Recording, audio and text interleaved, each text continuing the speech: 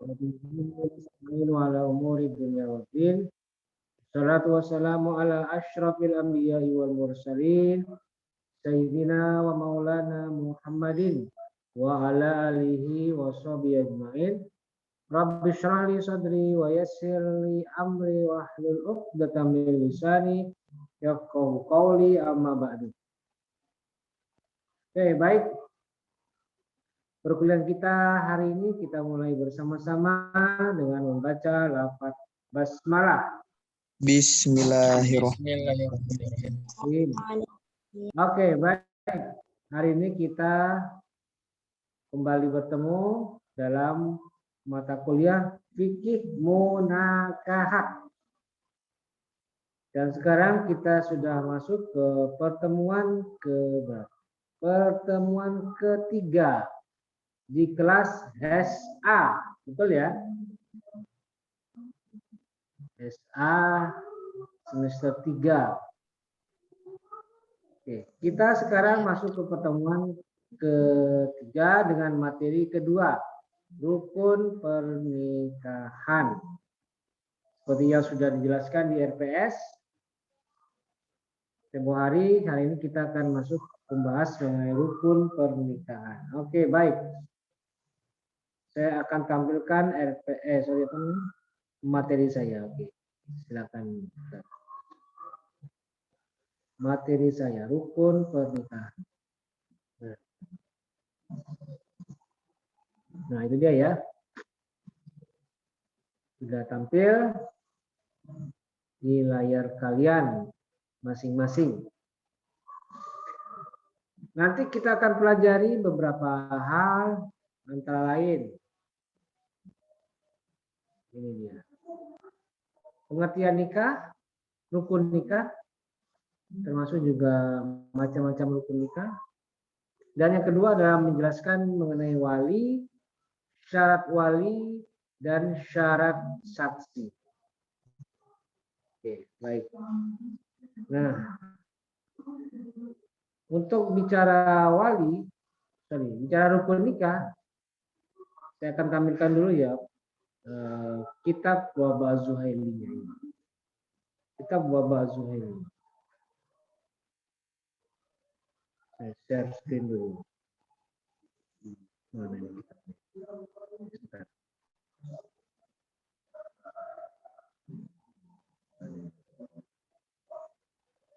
Bukan, ini dia. Oke, ini dia.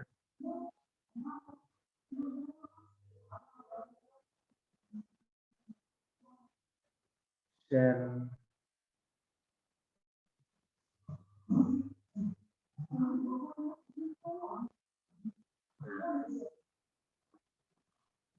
Nah, ini dia ya. Oke, baik.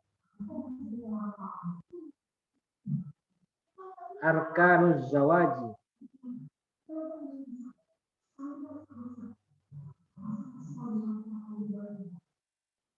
Nah, ini dia ya, kita bahas. Tamhidun.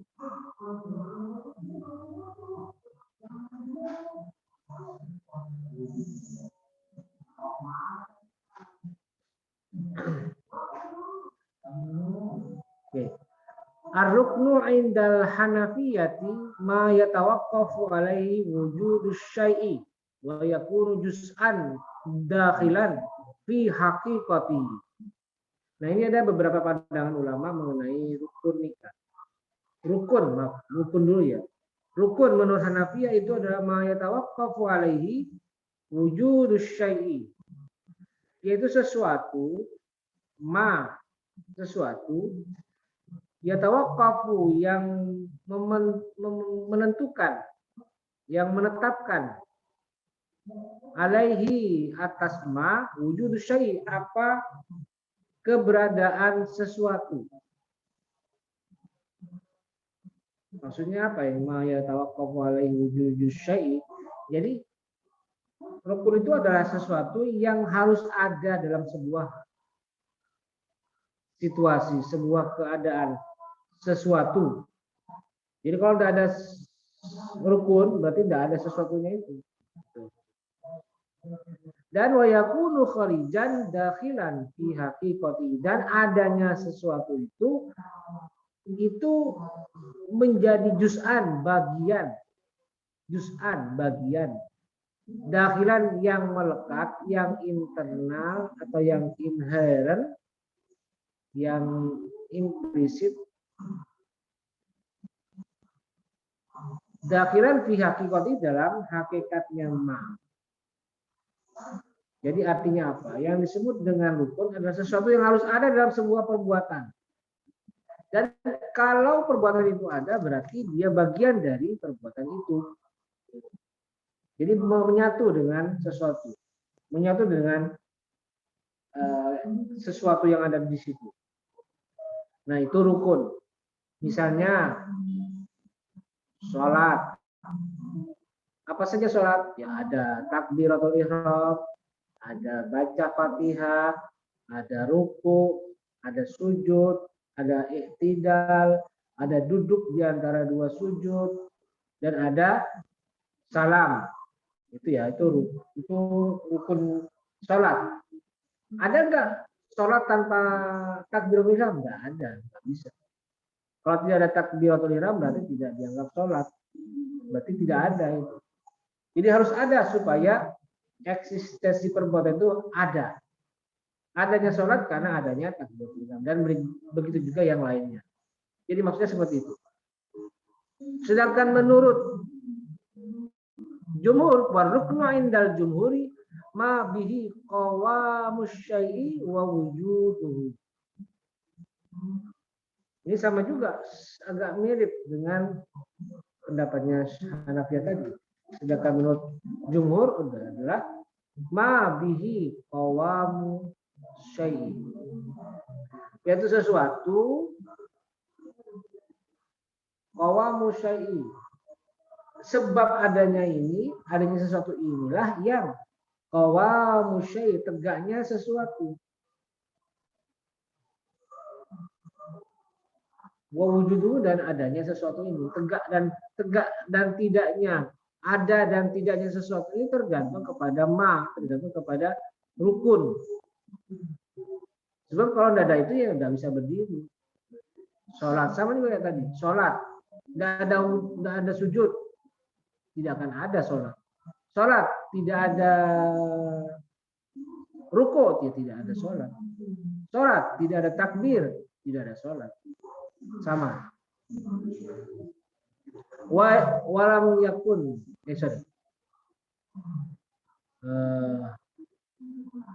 Fala yatahaqqaqu illa bihi, dan tidak nyata, tidak ada, tidak eksis sesuatu itu illa bihi, kecuali dengan adanya ma. Jadi kalau tidak ada seperti itu, tidak ada ruku, tidak ada sujud, maka tidak ada sholat. Jadi sama persis, ada kemiripan dengan pendapat Hanafiyah. Itu rukun ya, itu rukun. Nah, karena itu rukun itu menjadi sangat krusial dalam sebuah perbuatan, termasuk juga dalam suatu pernikahan. Karena itu rukun adalah esensi paling mendasar dari sebuah pernikahan. Nah, sekarang kita lihat di baris berikutnya. Yang ini ya. Nih. Wal ijabu wal qabulu ruknun bil ittifaqi. Jadi rukun menurut kesepakatan para ulama itu ada dua sebenarnya. Yang disepakati ulama itu ada dua. Apa? Ijab dan qabul atau sigat. Tidak ada selain itu. Tanpa adanya ijab qabul enggak ada itu yang namanya nikah. Sebab nikah itu tergantung kepada adanya ijab dan qabul. Lianna bihima yartabitu ahadul aqidaini bil akhari. Karena adanya ijab qabul itu menyambung dua orang yang berakad. Itu semacam media. Ijab qabul itu semacam media yang menghubungkan antara dua orang yang berangkat. Siapa yang berangkat? Ya, tentu saja calon suami dan wali. Warido sedangkan kerelaan itu syartun menjadi syarat. Nah, jadi intinya sebenarnya rukun itu hanya ada dua intinya, ijab dan qabul. Tapi dalam perkembangan berikutnya nanti ada tambahan, ada asumsi, ada pemahaman bahwa bukan hanya ijab qabul saja yang menjadi rukun utama dari sebuah pernikahan, tetapi ada yang lain. Yang itu apa saja kita lihat nih. Yang ini ya, kita lihat ya. Waruk zawaji indah Hanafiyah, sedangkan menurut Hanafiyah rukun nikah itu tetap ada dua. Al ijabu wal qabulu faqat, yang ijab qabul aja. Nih. Sedangkan wa arkanu zawaji indal jumhuri, sedangkan rukun nikah menurut jumhur itu arbatun, ada 4. Pertama, sighatun, jelas. Sighat. Kedua, zaujatun, calon istri. Ketiga, zaujun, calon suami. Wawaliun, dan keempat, wali. Wahuma, dan keduanya, zaujun wawaliun, itu al-aqidani, dua orang yang berakad. Jadi, ada tambahan nih menurut ulama mazhab. Menurut jumhur, sebagian besar ulama mengatakan ya, akad itu ada ya, rukun nikah itu 4.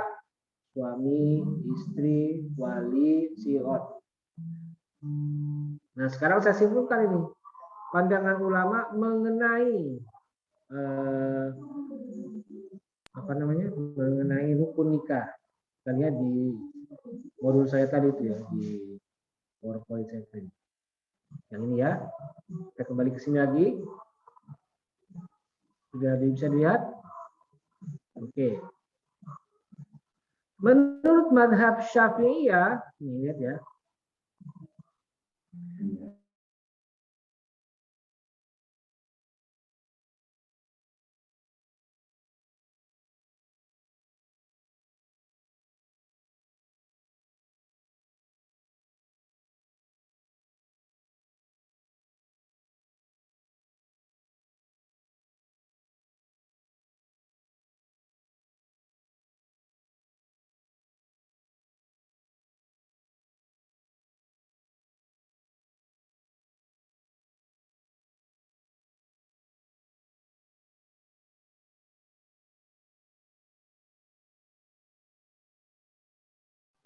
Oke, suara saya masih kedengaran?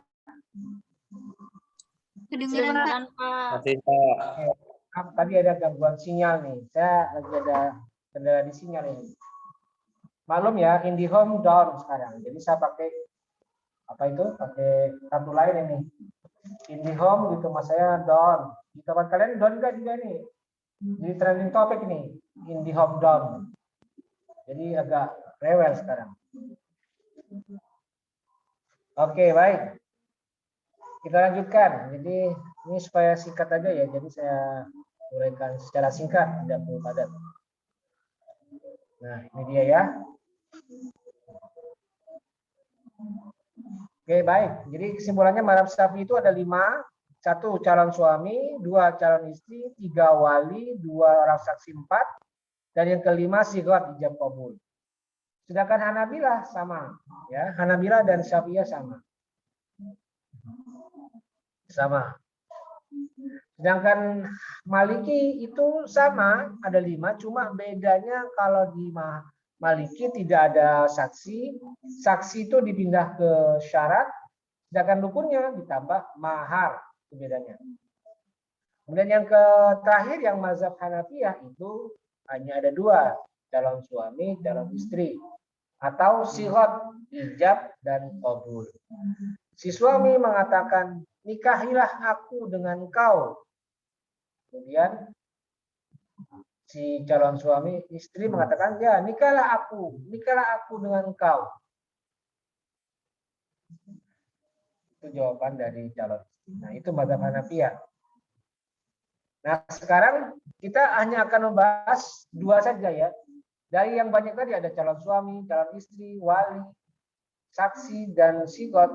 Tidak semua akan saya bahas, 5-5-nya. Tapi hanya 2 yang akan kita bahas pada pertemuan kali ini. Pertama, wali dan saksi. Untuk yang lain, misalnya calon suami, itu apa syarat-syaratnya dan bagaimana. Kemudian calon istri, apa dan bagaimana. Kemudian sigot, itu bagaimana. Nanti akan kita bahas di materi pertemuan yang lain. Untuk kali ini, rukun nikah wali dan saksi akan saya pelajari, saya akan bahas. Baik, yang pertama, wali nikah. Ini syarat wali. Wali jelas fungsinya adalah menikahkan, bertugas menikahkan perempuan yang berada di bawah tanggung jawabnya. Misalnya suami, misalnya orang tua, ya anaknya yang dinikahkan. Atau kalau misalnya saudara, ya berarti saudaranya yang dinikahkan. Dan begitu seterusnya. Nah, syaratnya bagaimana? Syarat wali itu 1, harus laki-laki, az-zukur. Jadi tidak boleh tidak boleh perempuan mengambil alih peran sebagai wali. Karena itu nanti di penghulu tidak ada penghulu perempuan. Selama-lamanya tidak akan ada penghulu perempuan. Karena apa? Karena penghulu perempuan berarti seakan-akan membolehkan perempuan menjadi wali. Padahal tidak ada. Nah, beda lagi kalau hakim, profesi hakim ya, itu terbuka, masih terbuka.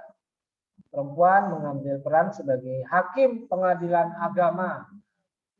Saya punya banyak teman, dulu waktu S1 saya di Jogja, sekarang banyak nih teman saya jadi kepala pengadilan, ketua pengadilan agama. Baru-baru saja nih ketua pengadilan agama Pandeglang itu teman S1 saya dulu. Di Jogja, Ibu Evi Sofia sekarang ketua pengadilan agama Pandeglang.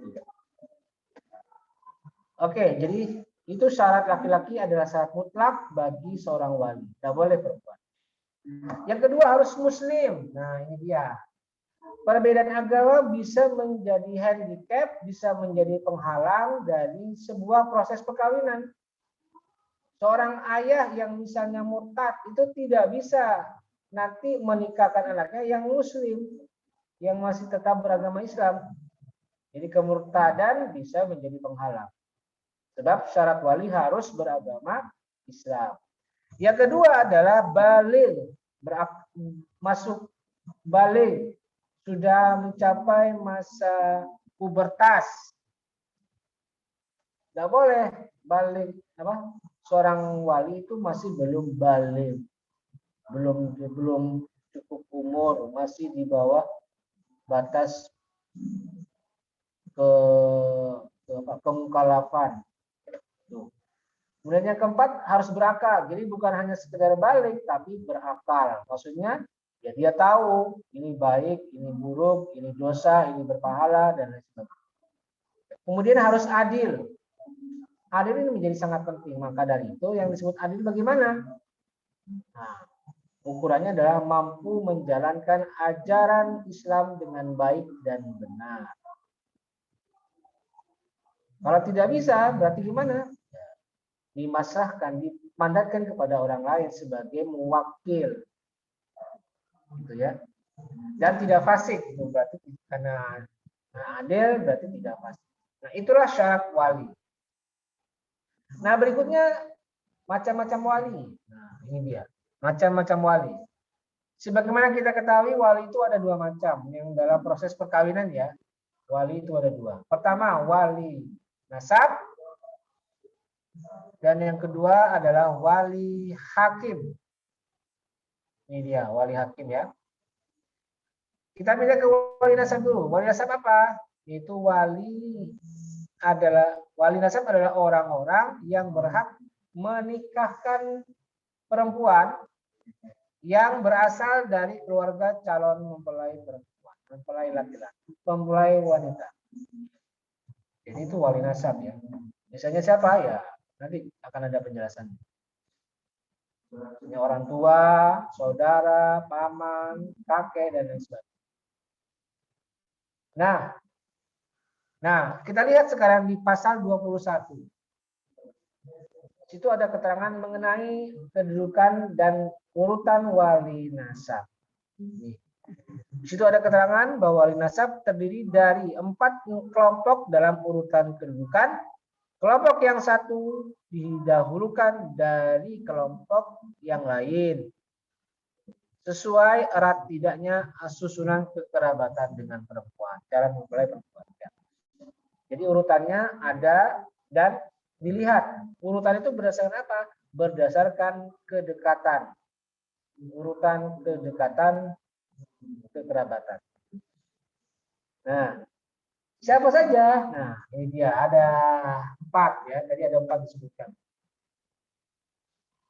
Nah, kenapa saya tutup ini warna biru ya saya tutup ya? Ya karena akan saya jadikan tugas.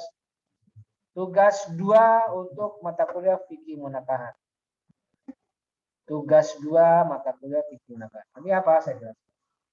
Nah, itu di pasal 1 pasal 21 ayat 1 mengenai urutan wali nasab.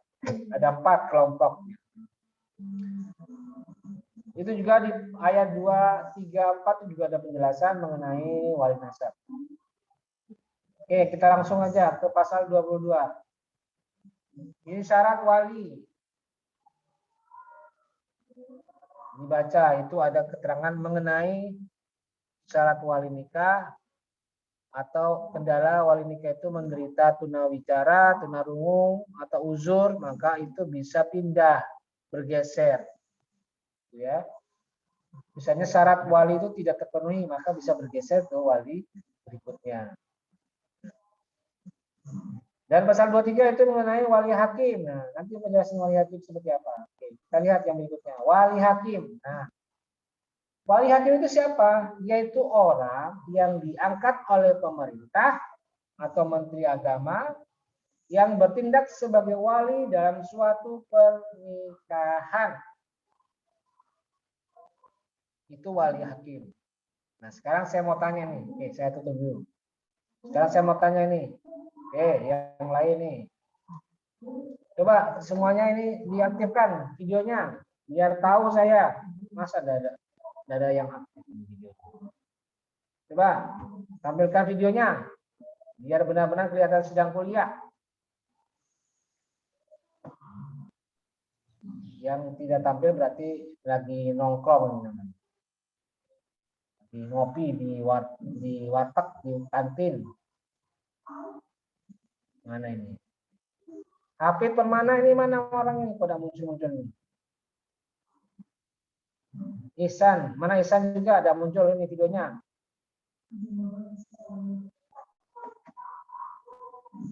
Masdah ini mana? Soal videonya ada muncul. Masdah. Jangan-jangan lagi kabur ke kamar mandi. Mana Masdah?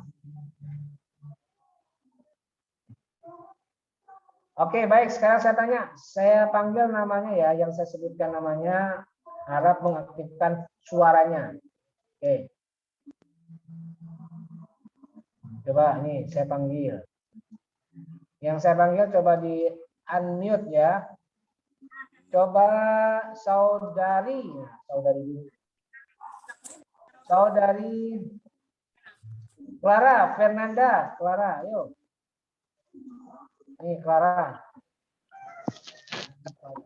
Namanya Clara, namanya keren ini. Clara Fernando. Fernanda. Hah? Fernanda. Nah, yuk Clara. Coba saya tanya nih. Siapa tadi begini? Ada keterangan wali hakim adalah orang yang ditunjuk oleh pemerintah atau menteri agama untuk berperan sebagai orang yang menikahkan atau wali hakim. Ya, betul ya. Tadi ada keterangan itu ya. Halo Clara, jelas ya? Jelaskan tadi ya. Nah, sekarang pertanyaan saya begini. Siapakah yang dimaksud dengan wali hakim ini? Siapa yang bertugas sebagai wali hakim di Indonesia? Yo, silakan. Siapa? Komasilah. Yo, Clara. Menteri Agama bukan, Pak? Hah? Menteri Agama. Kakean gawe. Kegedean gawe, mah. Masa kalau kamu menikah sebagai wali hakim yang mau menikahkan menteri agama? Kegedean gawe.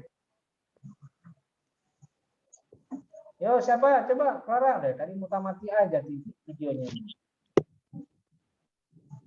Yo, apa? Siapa? Coba. Yo, siapa? Siapa?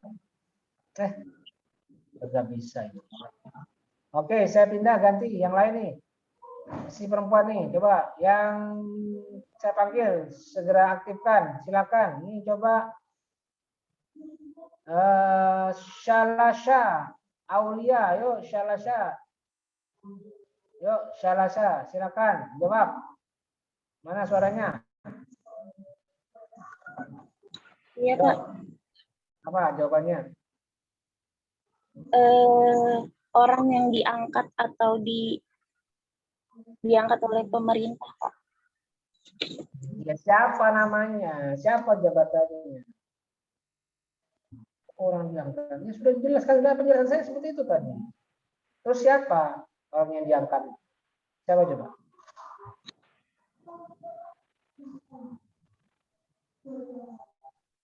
Ayo, kamu banget. Ini salah satu kayaknya tidak ingin kawin cepat. Hah? Tidak ingin nikah secepatnya. Ayo, Sarasha. Sarasha. Yuk.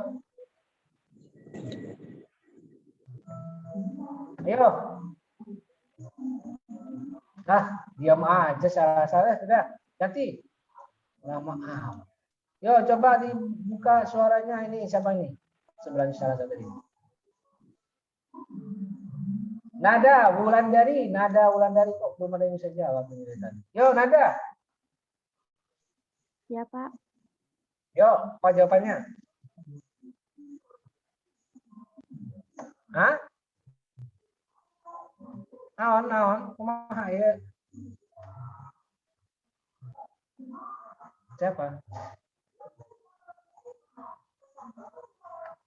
Yang perempuan pada tidak bisa jawab ya? Karena takut kawin ini ceritanya ini. Oke, coba saya tanya ke yang laki-laki yang minal muslimin. Ya, Gufron, Muzaki. Ya, Gufron, jawab. Ini. Iya, Bapak. Naib, Bapak Naib. Namanya Naib. Diberitahukan kembali. Iya, Pak, bentar, Pak. Jangan lama-lama, sebentar. Yo. Gufron. Jawabannya Bapak Naib. Pak Naib nih, Pak Naib. Naib. Jawabannya naib, Pak. Ya, Bapak Naib. Maksudnya apa itu naib? Memang ada istilah naib dalam nomenklaturnya. Iya, Hah? biasanya ada naib itu yang menikahkan gitu, yang mengganti walinya, Ada. Pak. Jangan jawab. Yang lain jangan jawab. Saya nanya ke Gufron. Yang lain diam. Coba sesuai ini, ketentuan. Gufron yang jawab, bukan yang lain. Nanti gilirannya tuh kelamaan. Ayo, Fron. Kang Gufron. Mangga katuran. Yang saya tanya Gufron, yang jawab siapa? Ayo, Fron. Menang baik. Apa jawabannya? Bentar, Pak, bentar. Lama banget kamu bentar-bentarnya. Bentarnya kamu setahun itu. Udah. Nah, perhatikan ya. Yang dimaksud dengan orang yang ditugaskan pemerintah atau menteri agama dalam hal ini yang berfungsi sebagai wali hakim di Indonesia itu adalah kepala KUA.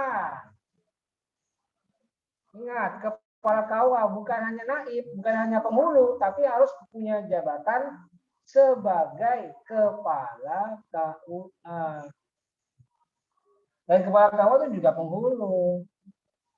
Paham? Ya. Jadi kalau misalnya nanti ada yang mau menikah tanpa adanya wali nasab, maka nanti pengajuan dulu agar diajukan ke KUA bahwa dia tidak punya nasab, wali nasab. Saya sudah meninggal, semua garis keturunan wali nasabnya sudah meninggal, hanya tinggal dia sebatang kara, atau mungkin walinya sudah beragama non muslim, itu baru diajukan wali hakim ke KUA, dan kemudian nanti KUA akan menugaskan kepala KUA untuk menjadi wali hakim. Atau kalau wali hakim atau kepala KUA-nya berhalangan, maka bisa dialihkan kepada penghulu yang lain dengan surat dari kepala KUA gitu. Tapi intinya tetap kepala KUA. Ya. Jelas ya? Oke, baik. Dan kita lanjutkan. Jelas, Bapak. Oke, ya. Kita lanjutkan. Nah, ini ya. Nah, berikutnya adalah ini, nanti silakan kalian baca sendiri lah biar cepat ya saya. Biar tidak terlalu lama. Ini bisa dibaca sendiri lah nanti. Cara mempelai perempuan.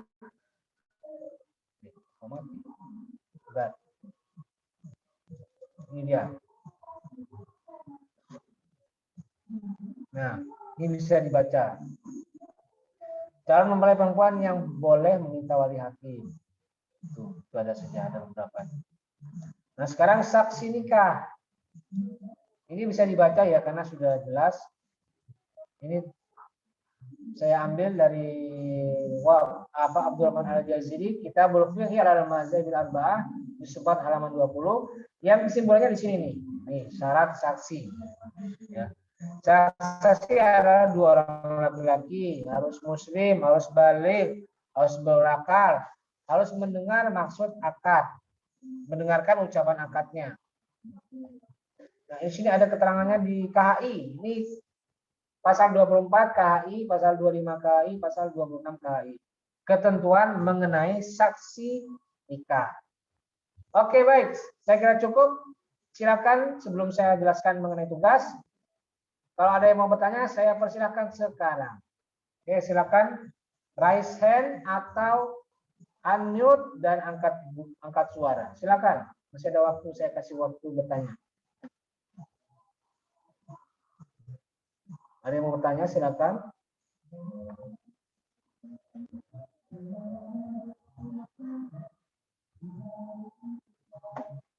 Ada?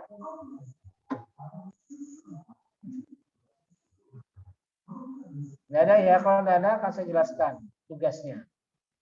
Lanjut Nggak ada. dulu sepertinya, Pak. Lanjut, Pak. Kenapa? Kenapa tadi? Tidak ada, Pak. Tidak ada. Ya, sudah, baik. Selanjutnya saya akan jelaskan tugas. Tugas apa yang perlu kalian kerjakan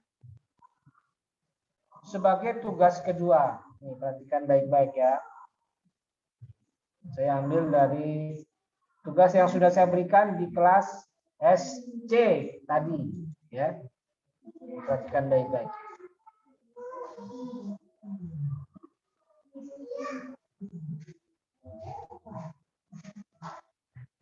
Ini tugas SC ya tadi. Akan saya share. Nah, ini dia. Oke, baik, kita lihat.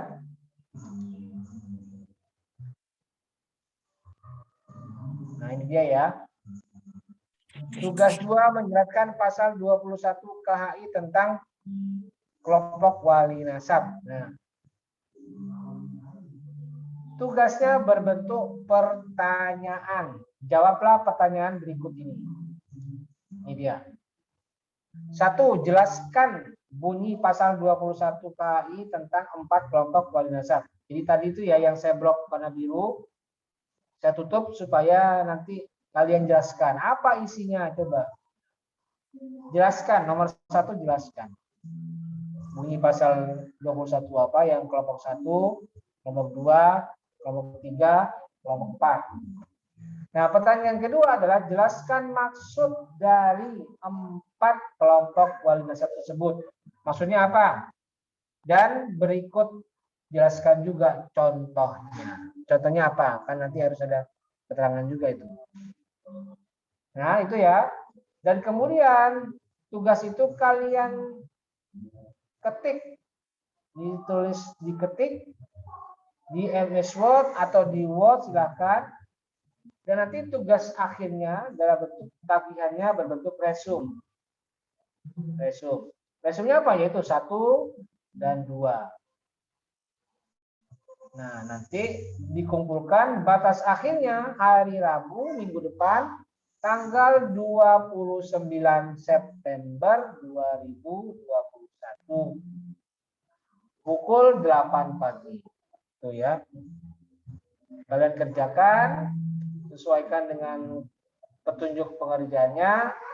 Nanti silakan diperhatikan baik-baik aturan. Oke, jelas ya? Baik. Jelas, Pak. Pak, izin bertanya, Pak. Siapa Siti namanya? Romiza, Pak. Kok baru nanya sekarang? Ya, Saya mau bertanya. videonya mana? Videonya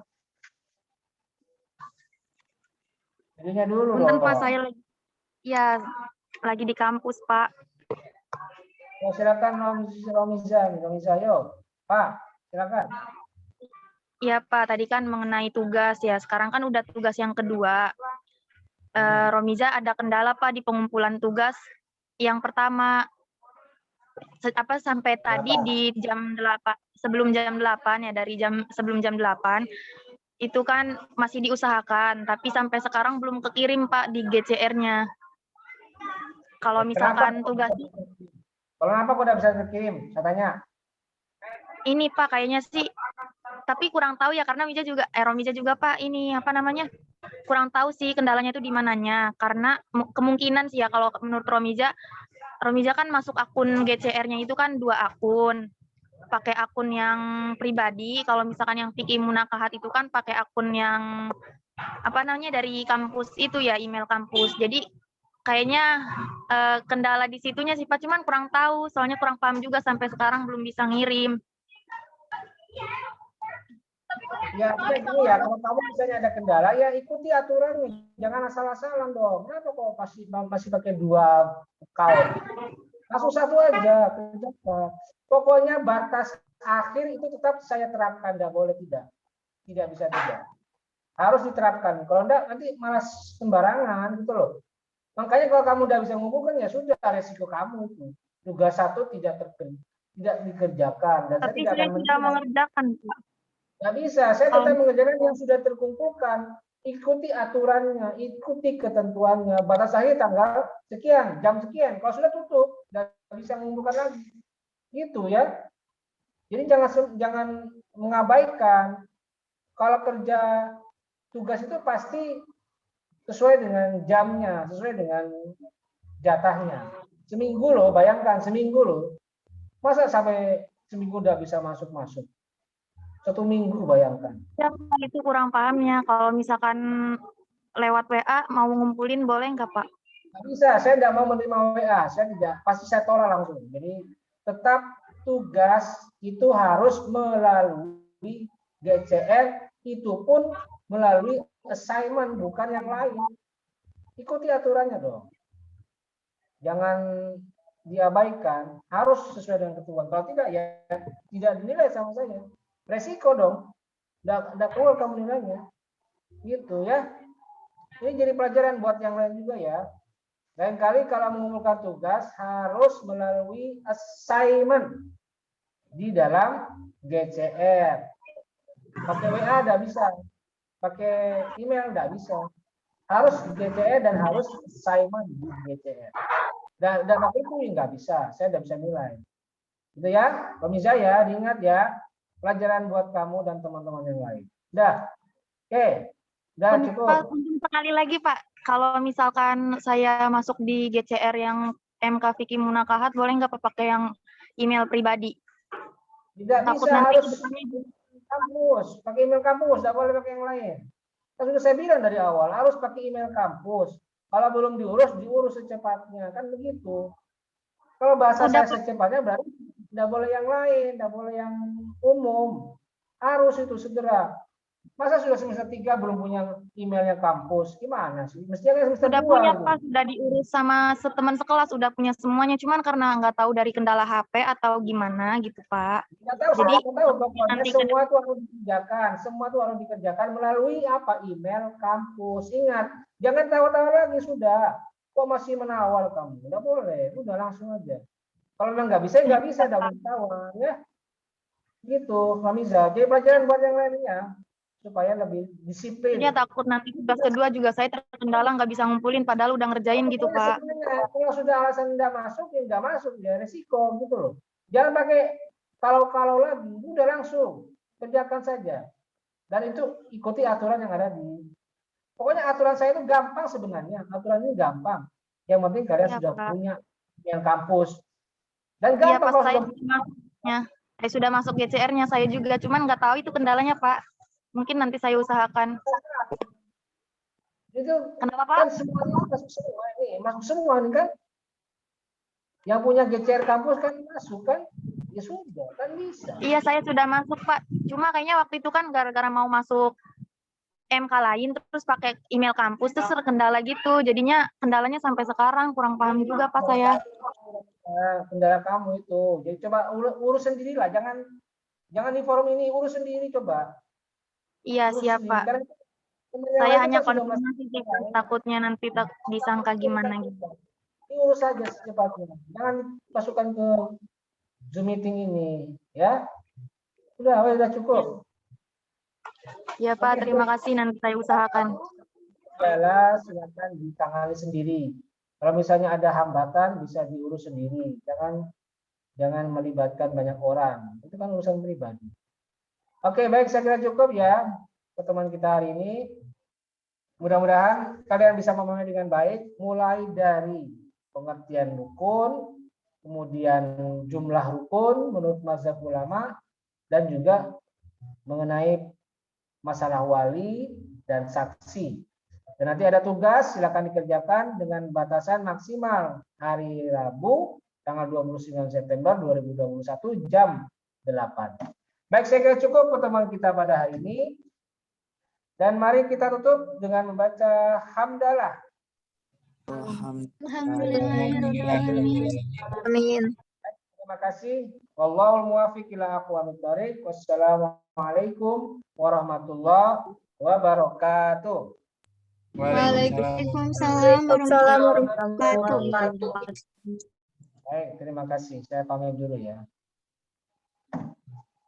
Ini saya titipkan ke siapa ya? Clara, Fernanda, hostnya saya titipkan ke Clara, silakan.